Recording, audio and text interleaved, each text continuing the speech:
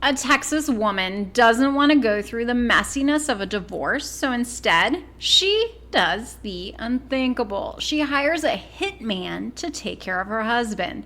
But the story does not end there. Her husband takes matters into his own hands, and what happens next takes him to his grave.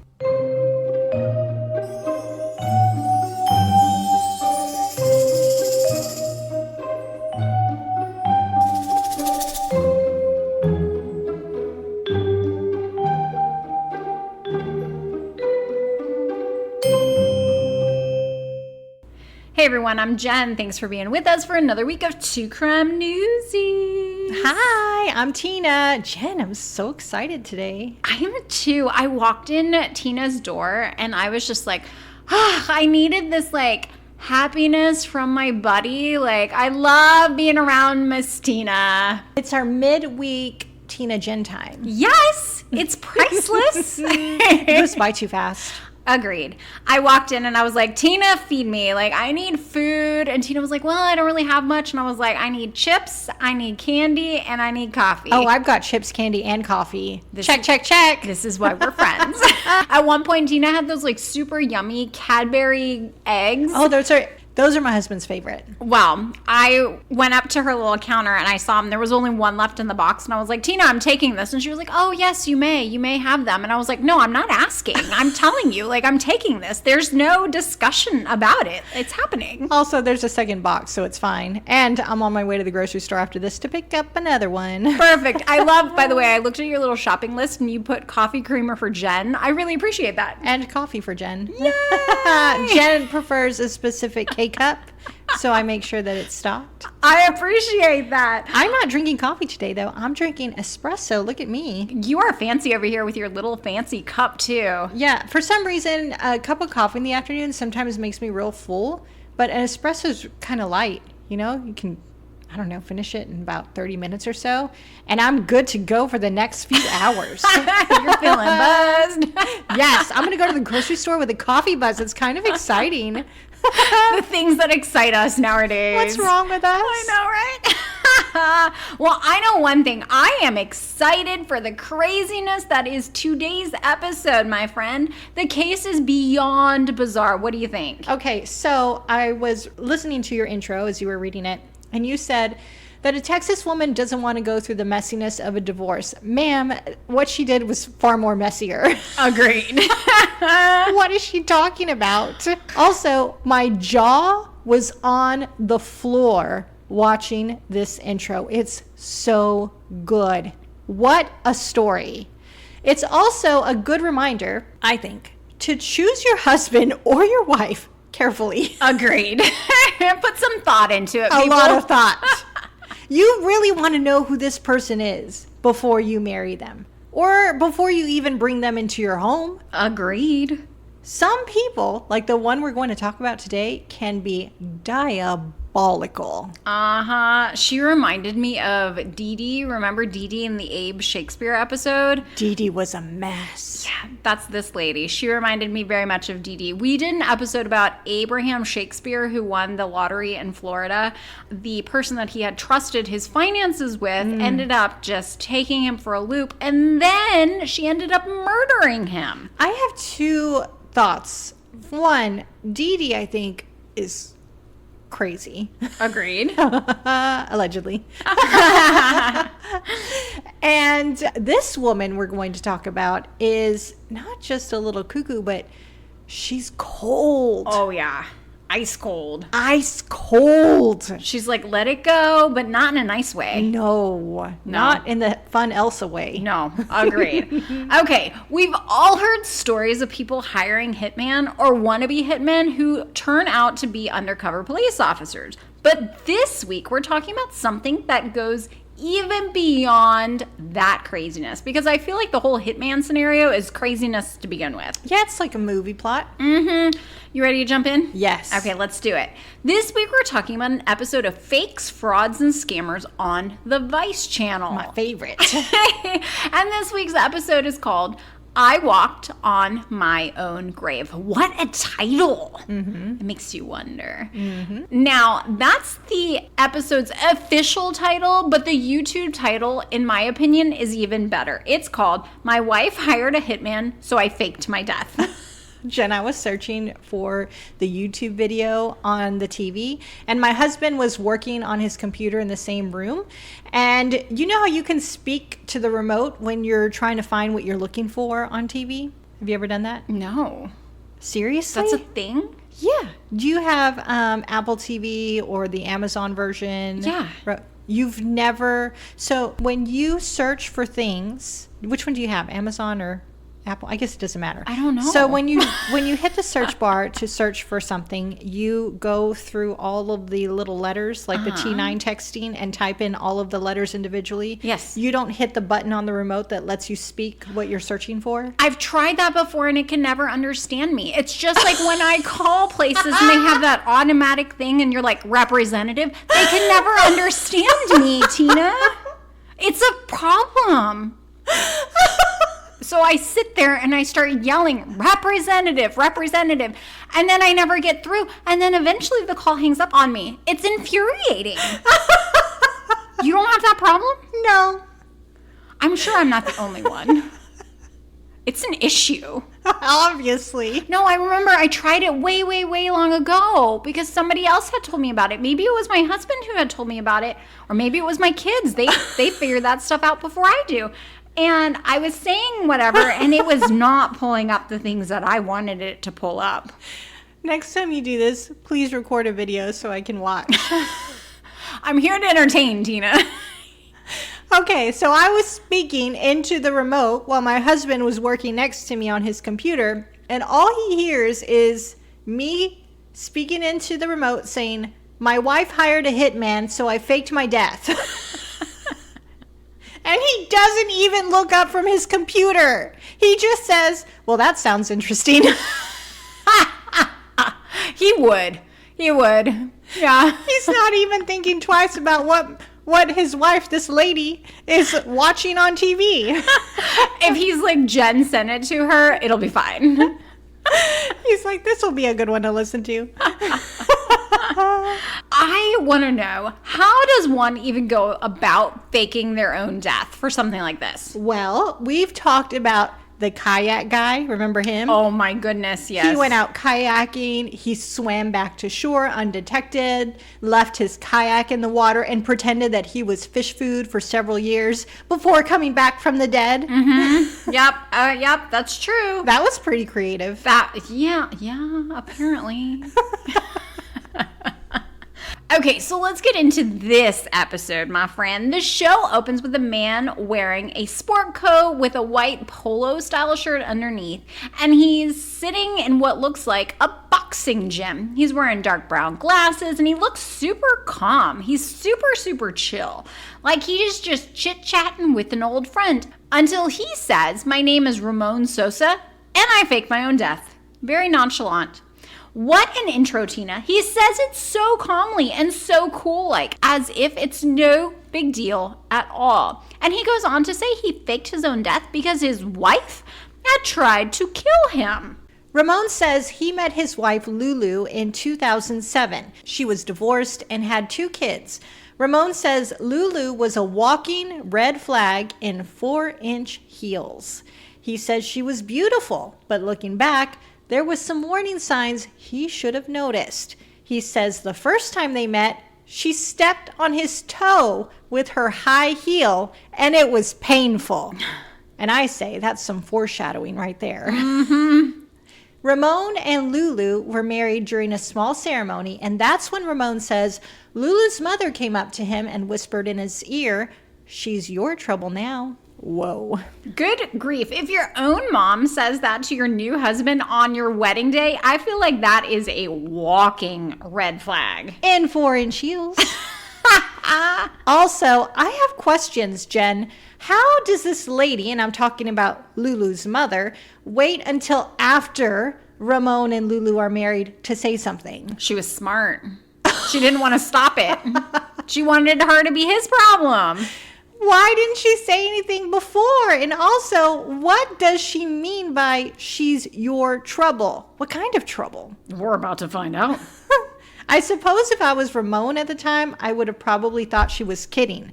Maybe thinking that she meant Lulu was a little high maintenance, and Ramon has to put up with it now. She's his trouble. His problem now. I definitely would have not thought that she was talking about this.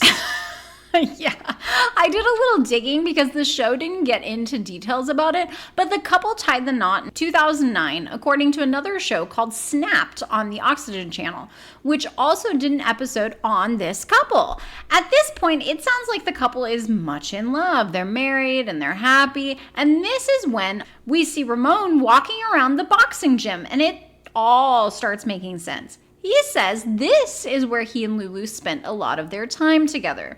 We learned that the couple owned Woodlands Boxing and Fitness in the swanky Houston, Texas suburb called the Woodlands. Ramon was the head coach and Lulu basically ran the place. And this takes us to 2015. The couple has been married for a little over 5 years. We learned that Lulu was originally from Mexico City and was in Houston on a visitor's visa. But 3 years after the couple married, Lulu became a U.S. citizen. Ramon says the gym was doing well, but their marriage was going downhill. And he says it was like Lulu didn't need him anymore at that point, and she wanted all of their success, but didn't want it to be with him. So he says he felt the only option was to get a divorce. Around the time of the divorce filing, Ramon says he was home for the evening from the gym and Lulu was still at the gym, and she had been talking to her oldest daughter from a previous relationship when a gym goer named Mundo, who according to the Oxygen Channel was a friend of Ramon's, overheard a conversation where Lulu told her daughter she wished Ramon was dead. Lulu apparently knew that Mundo had previously been involved in some crime in Mexico, according to the Oxygen Channel. And that's when Lulu asked this Mundo character to help find a hitman to kill Ramon. We learned that Mundo says he knows people in Mexico who chop people. I don't want to say this. Can I leave it out? No. Okay. You want me to read it? I'll do it. We learn in the show, Mundo says he knows people in Mexico who chop people up in exchange for money, and then told Lulu he had the people who could do the job, meaning someone to kill Ramon. Thankfully, Mundo did not, in fact, have somebody to chop up Ramon. Thank goodness. He instead called Ramon to warn him that his wife, Lulu, was soliciting hitmen. Ramon says that at first he thought Mundo was joking because he told him, quote, "You know this lady, she wants to kill you." I mean, if somebody were to tell me this, I would be like, it's got to be a joke. Soliciting hitmen. I also wonder, like, how do you come up with this? You know? Right. How does one, I don't even want to know. Don't Google that. Don't doodle. Don't doodle.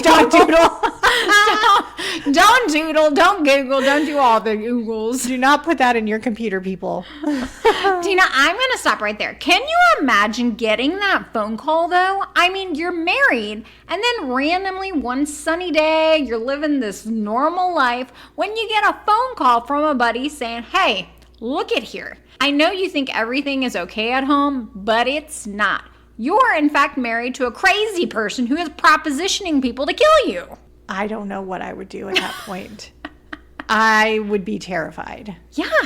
I mean, just the craziness of it all. Yeah. Truly. Uh-huh. But he kind of knows at this point that she's a little... cuckoo for Cocoa Puffs? Yes. Yeah.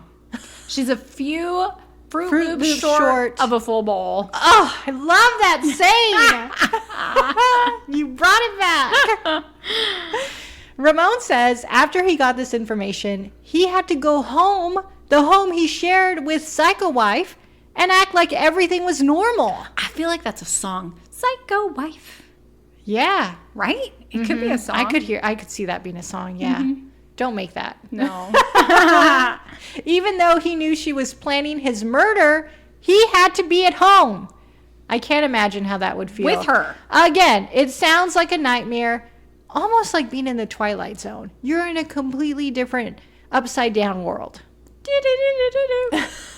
Also, the fact that this woman's daughter didn't put a stop to this whole murder for plot thing is insane. I didn't even think about that part of it. Right.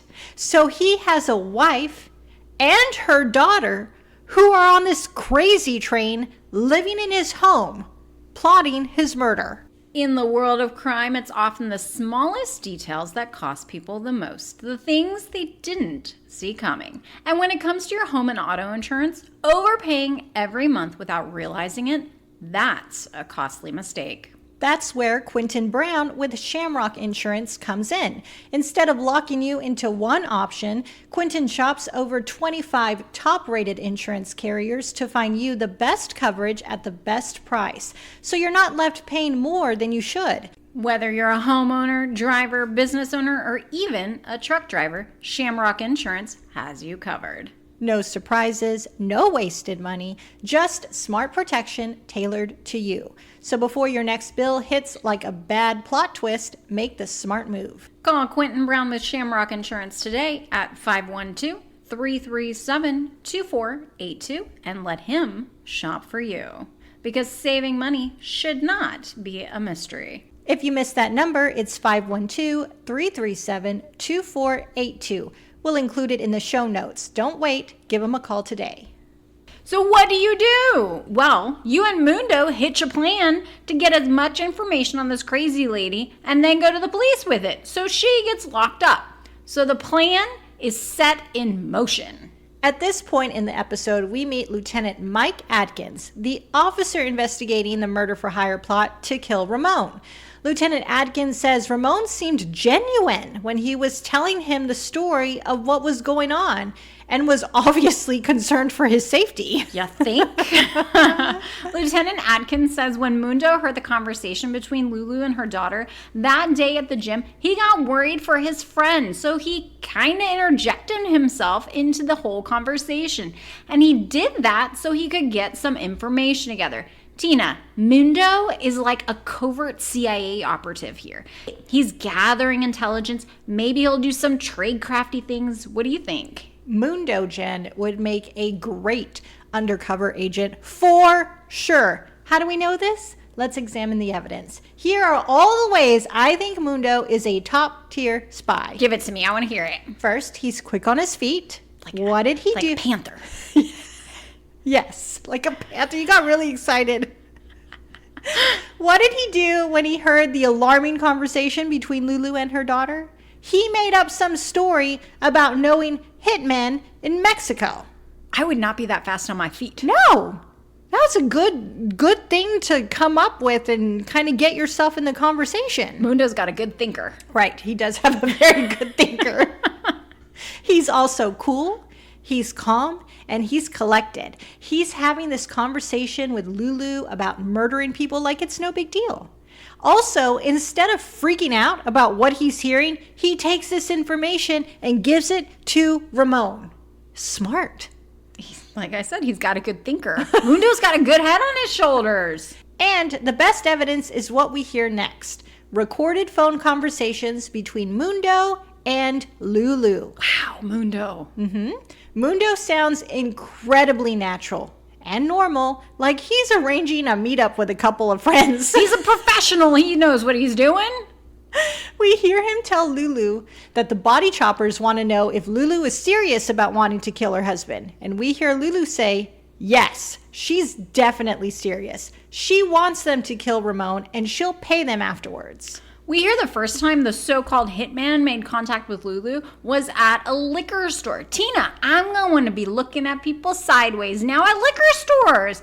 I never would have thought so-called hitman would be hashing out plans at liquor stores. I mean, you now side-eye everyone. Everywhere you go, now I'm going to have to also. Well, I do, but where else do you expect them to meet? At Starbucks? I mean, I don't know. I don't give this much thought, though. Like, where is a good place to meet? Starbucks? Yeah. I mean, I feel like that's where people go now. Yeah.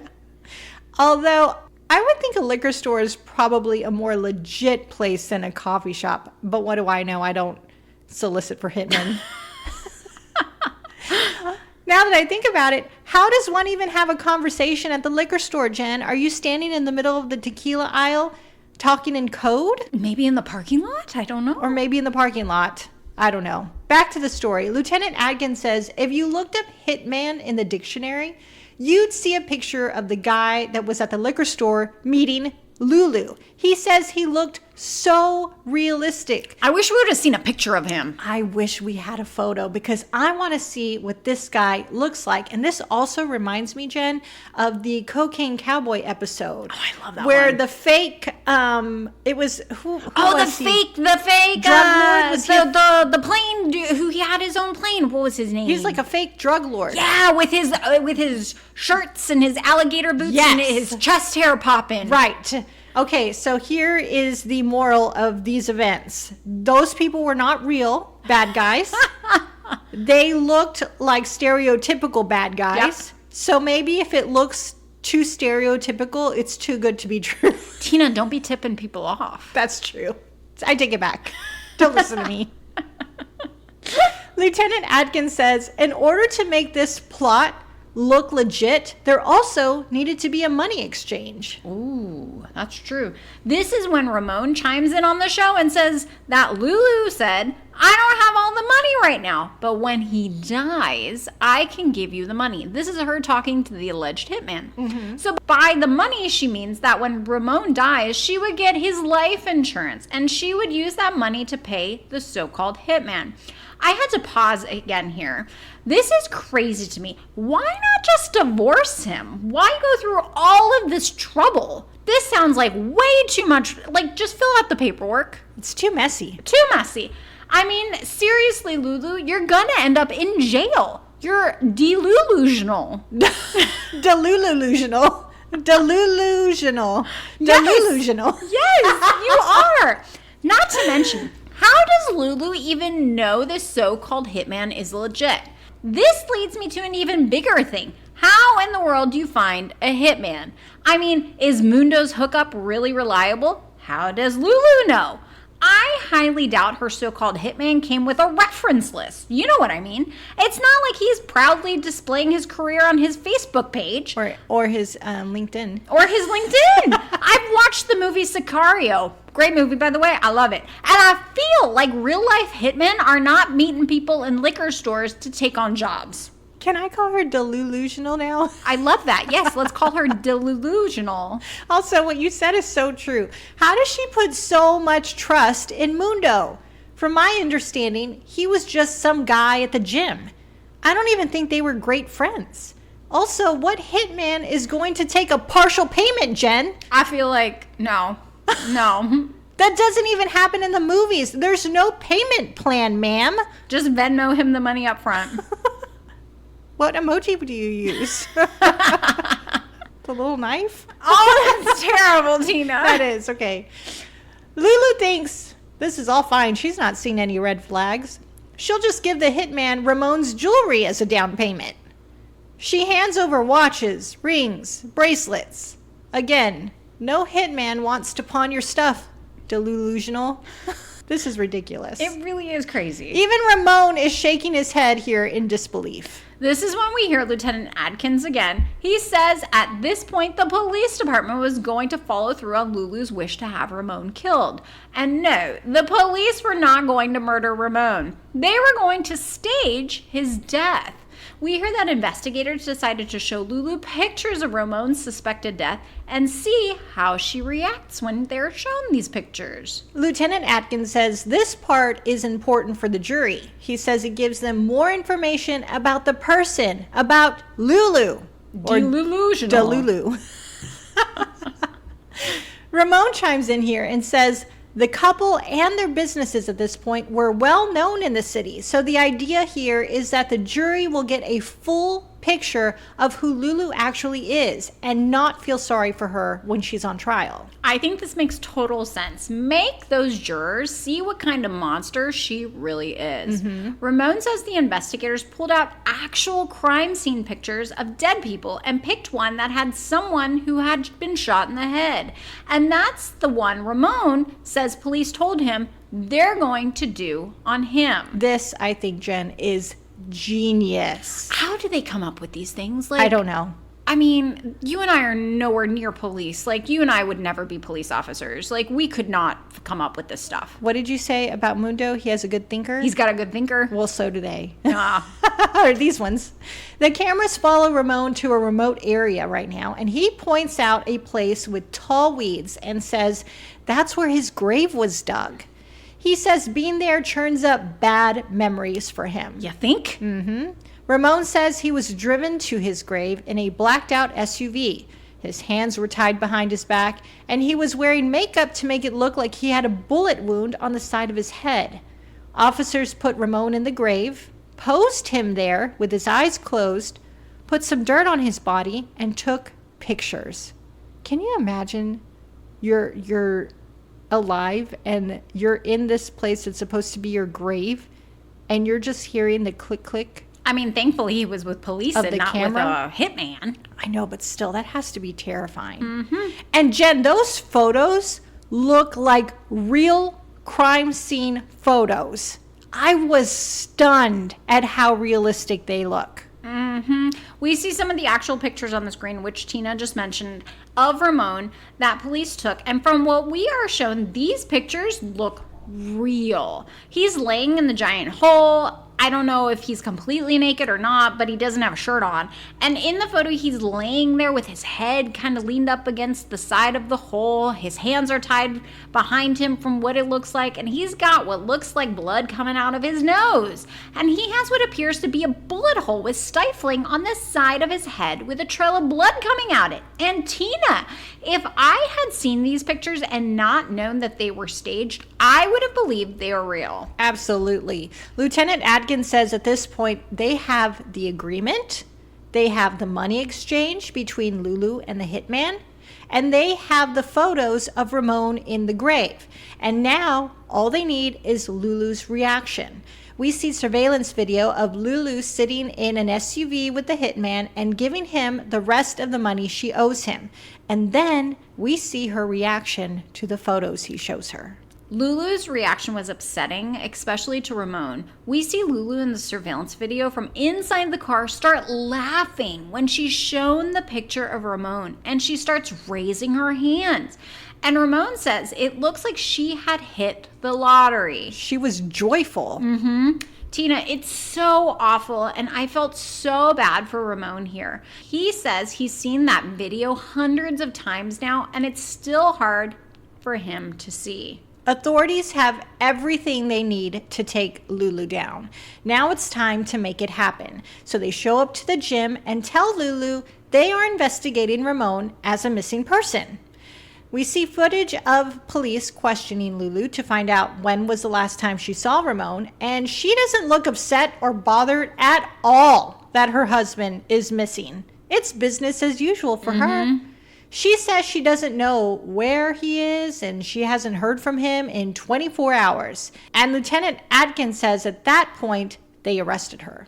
So you may be wondering, how did Lulu's trial go? Well, she did not go to trial. She ended up taking a plea deal in 2016 and was sentenced to 20 years as part of that plea deal. Ramon says that she took the plea deal because there was so much evidence against her that if she had gone to trial, she could have been sentenced to life in prison. Ramon says he was there for her sentencing and Lulu never looked at him.